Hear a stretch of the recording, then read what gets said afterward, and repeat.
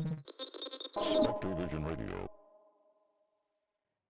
It's been 7 years since Rick's bachelor party.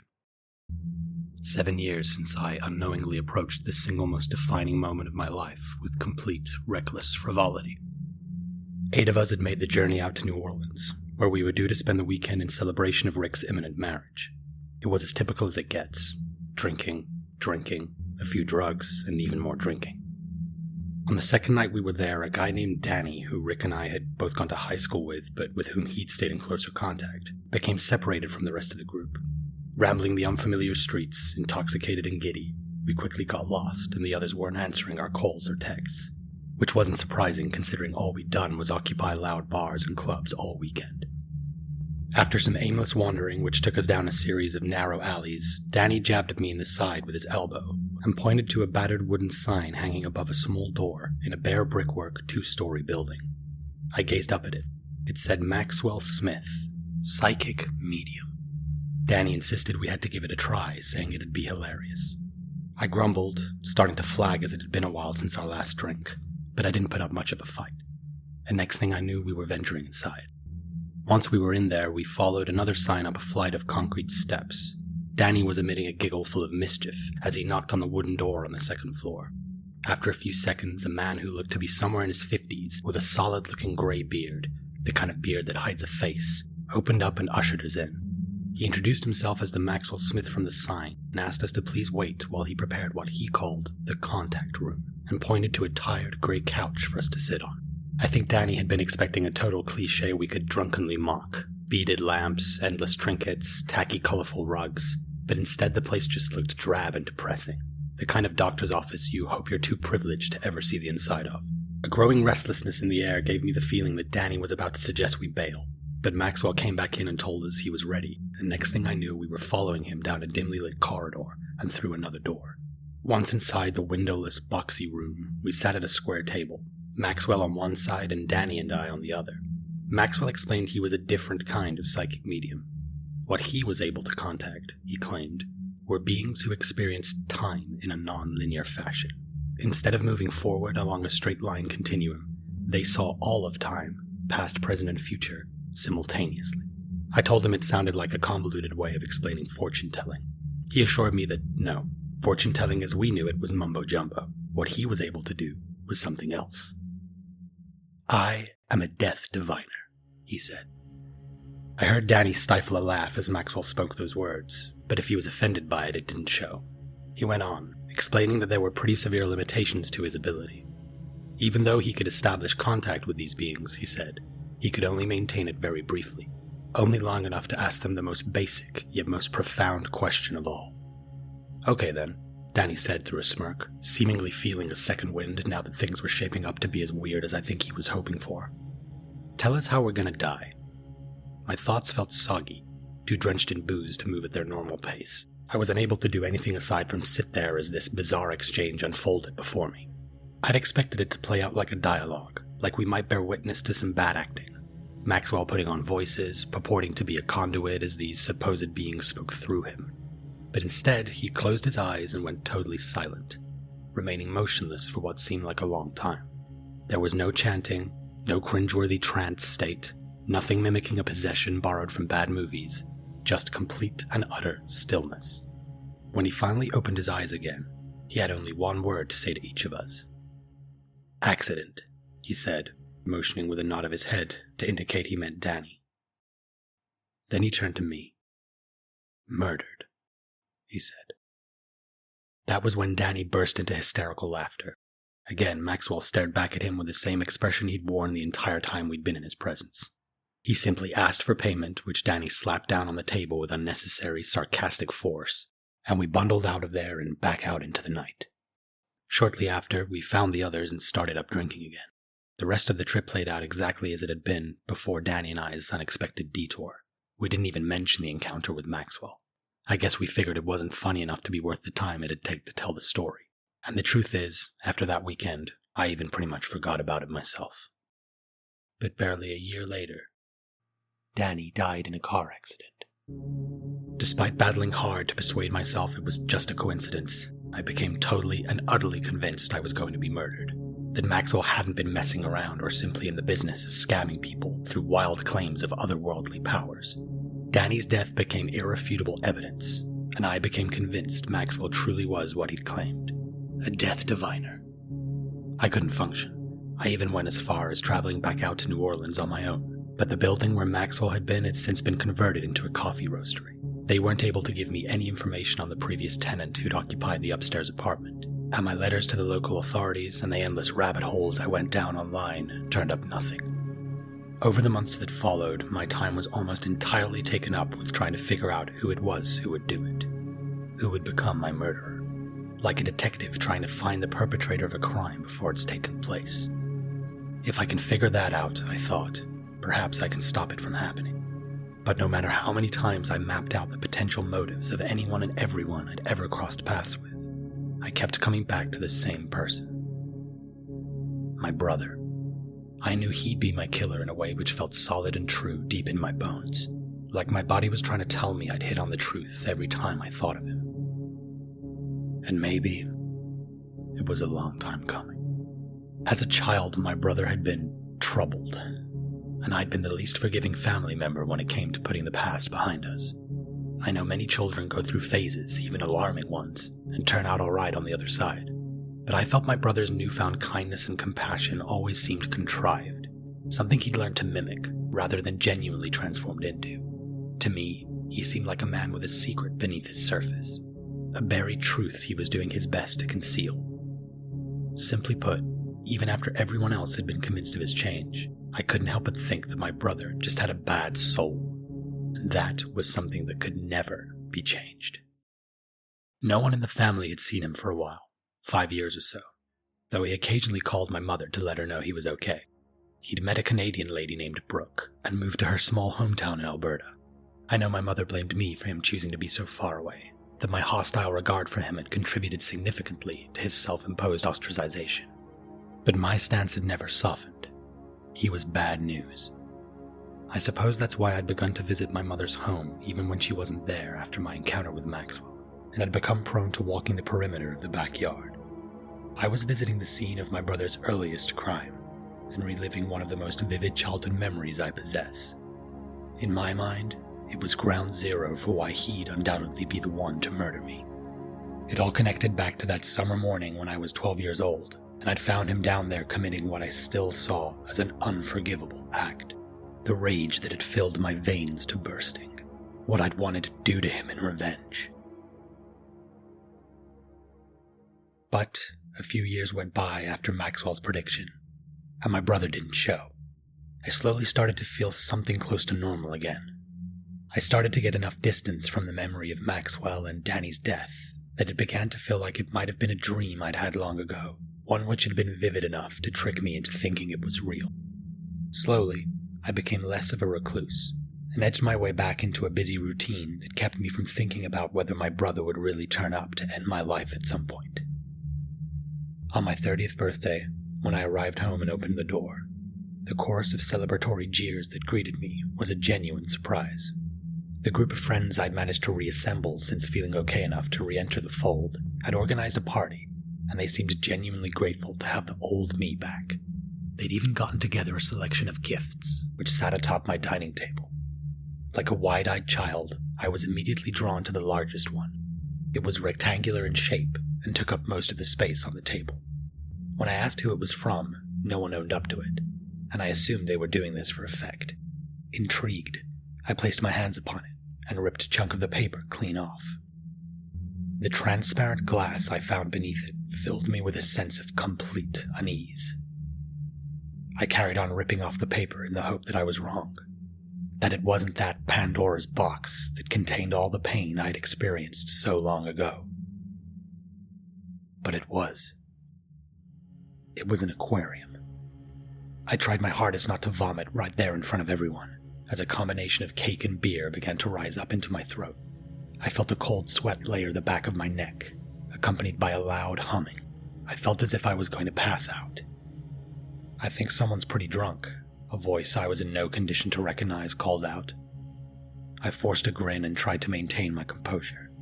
"I just need a little fresh air," I replied, and quickly exited the front door out onto the street. I sat down on the curb and put my head between my legs, trying to regain my balance.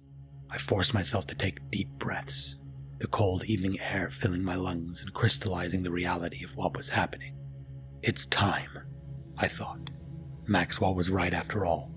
My brother is back. And this is a message. He wants me to know he's coming for me. I couldn't face going back inside, back to the party. There was no way I could feign being okay for even a few minutes without the mask eroding and my true face, with all its contorted fear, bearing itself for all to see. So I just ran. I don't know how long for, but I ran until I couldn't run anymore. When I was on the verge of collapse, staggering in the street, I spotted a bar. The promise of numbness beckoned me, and I answered its call without hesitating. I drank and drank and drank. It all became a blur pretty quickly, but at some point I got into a conversation with another of the patrons, a skinny woman with unkempt, wiry hair and nicotine-stained fingers. I didn't know her name or anything about her, but her anonymity let me lower my guard, and I used her as a soundboard to air everything I'd been keeping inside. I hadn't told the story of what had happened that day when my brother and I were kids, the one that changed everything, in a long time, but as the words fell out of my mouth with little effort from my brain, the images of the horrific acts I'd witnessed cascaded through my memory with as much clarity as ever, like a demented slideshow for one. When I was a kid, I used to keep amphibians and fish. Frogs, toads, and newts were my favorites. I was obsessed with them. I loved the way they could exist in two completely different worlds just because of their design. One day I came home to find all my tanks were empty. I panicked, searching the room under the spell of the completely implausible fear that they had all simultaneously escaped somehow. After ransacking the place, I gathered myself and tried to think rationally. The only conclusion was that they had been taken. I ran downstairs and screamed at my mother, who held me by the shoulders and tried to calm me down. She looked absolutely terrified of me, completely taken aback by my utter frenzy. I shook free of her and screamed out my brother's name over and over, but he didn't answer. I asked my mother where he was. She didn't reply. I grabbed her arm and gripped it as hard as I could, and she let out a sharp, pained cry, but still wouldn't answer my question. But then I noticed the back door was open. I ran through it and out into the yard, down at the bottom where the tree line rose over the fence which marked where our property ended. I saw my brother sitting by the side of the small rock garden my parents had built together before I was born. Next to him, a thick, soupy liquid puddled on the grass. In it, I could see tiny relics of the bodies of my beloved creatures, pulped almost beyond recognition. Within that viscous ooze lay the rock he had taken and used to bludgeon the defenseless animals to death. I wanted to show him that he had taken the lives of beings infinitely more capable of surviving than he was, that unlike them, all that was needed to end his existence was a change of habitat. I grabbed a handful of his t-shirt behind the neck and hoisted him up. We stumbled as I hauled him towards the small inflatable pool we used in the summer months, both of us falling into its shallow waters. I pounced up quicker than he was able to and pressed both hands into the back of his head, pushing his face down into the water. His little arms and legs writhed as his body began to spasm, demanding oxygen. I pushed harder, forcing his entire head down into the pool. As his movements got weaker, my mother ran screaming from the house. In the only instance of physical force I can remember her ever using, she tackled me to the ground. She turned and pulled my brother's head from the pool, throwing him onto the grass. He spluttered violently as she did so, spraying liquid from his lungs all over her. My brother went in for psychiatric evaluation. I never received any sort of consequence for my vicious attempt at retribution. I don't think I was trying to kill him, but I can't say for sure.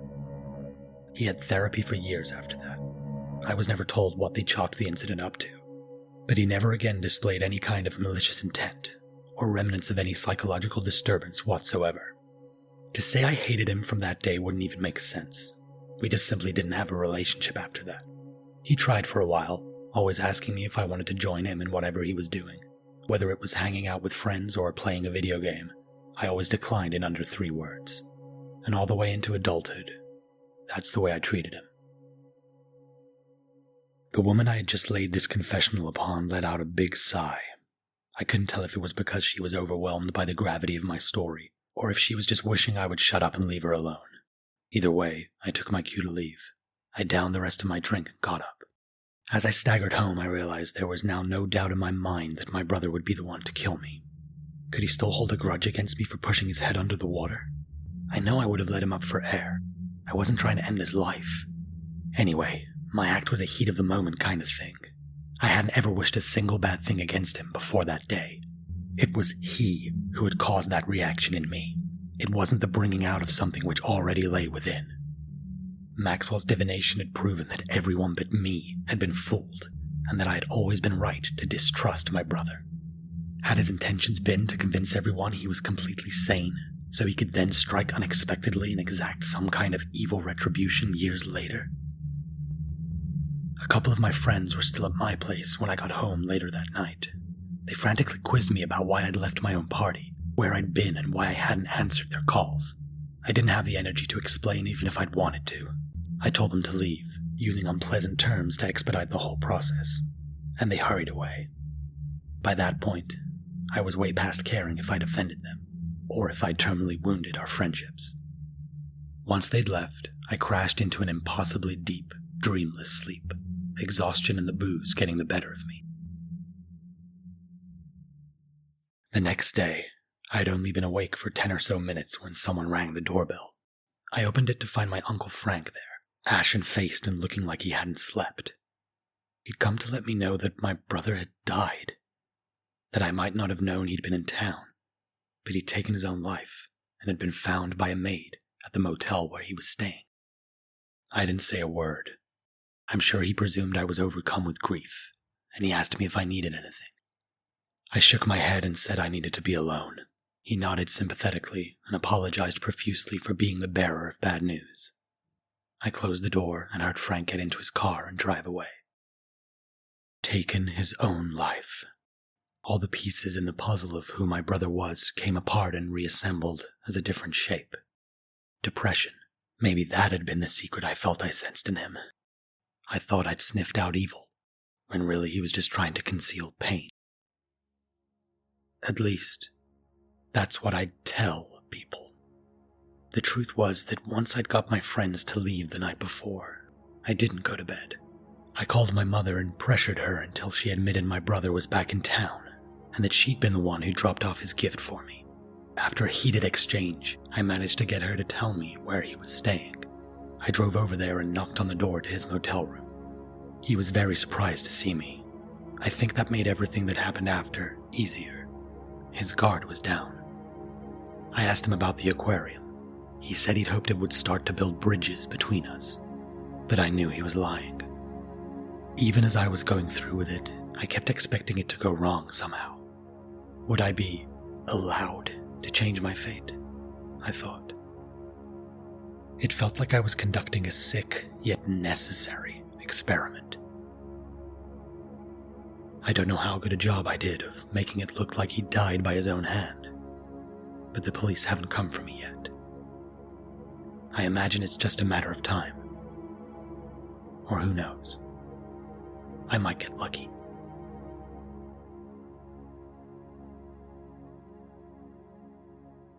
Recently, I started waking up in the middle of the night, convinced there's someone in the house with me. I'd search every room and find nothing, but the feeling of not being alone was so striking that I felt compelled to give it some kind of credibility. So I installed a new alarm system, had bars put on the windows, and padlocked the doors. But I still wake up, alone in the dark, utterly convinced there's someone standing in the corner of my room, where the black of night seems to get blacker somehow, a spot where not even shadows can survive. Each night I wake up with that complete, overbearing sense of dread. That strange black mass has gotten bigger. I know what's coming. That mass will grow and grow until it consumes me. Whether I'm here or in a prison cell once they figure out what really happened to my brother, the end result will be the same. Regardless of if Maxwell was telling the truth or not, his words were a death sentence.